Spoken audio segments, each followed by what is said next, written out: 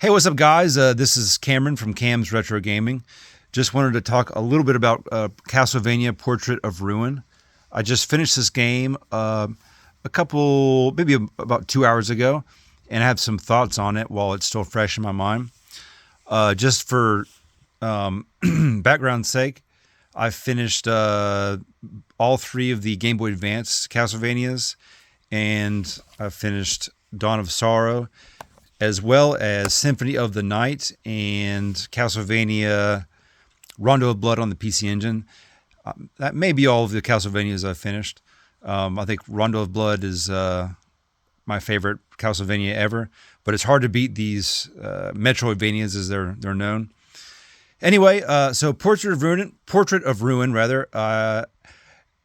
I was had some mixed feelings at first with sort of how the system works with both characters.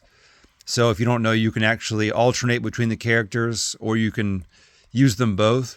And it was a little cumbersome at first, and I kind of didn't really jive with it. But as the game went on, I started to understand and use it.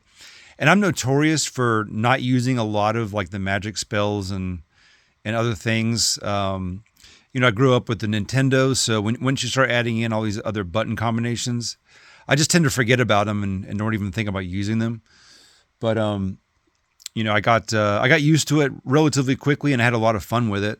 And if you like grinding, this is one of those games that you really get into, because you can kind of grind for specific pieces of armor or weapons or items, special items, and that can be kind of fun.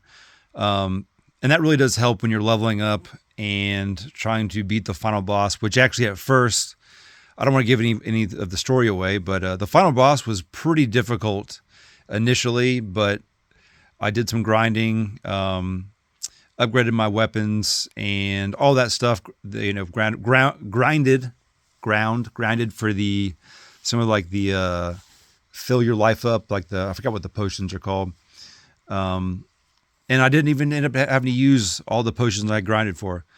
But overall, I really recommend this game if you're into the Castlevania, the Metroidvanias rather. But a relatively simple gameplay. I'll talk a little bit about Dawn of Sorrow first. Another great game. This takes place sort of in, I think, more contemporary times. But the issue with this one is they had to incorporate the stylus. They felt like, I guess they had to. So once you beat a boss, you have to do this pattern on the stylus, and the final boss, the pattern you have to do, is very difficult to get. At least I didn't get it on my first few tries, and it's very frustrating because then you have to get the boss down in life again and then do that again. So honestly, as much as I enjoyed this one, I might put Portrait of Ruin up just slightly, just a little more simplistic in a good way. And it was cool to be able to utilize both characters. And if, after you beat it, you have other options. I think you can unlock more characters. But I can't remember exactly, but I want to say in Dawn of Sorrow, you could hold a lot more potions. Maybe I'm thinking of some of the advanced games. But they put a limit on the amount of potions you can store, probably to make the game a little bit more challenging. Anyway, I would recommend this absolutely for any Castlevania fan. And then I guess next on my list for the Castlevanias is Order of Ecclesia. I think that's how you pronounce it.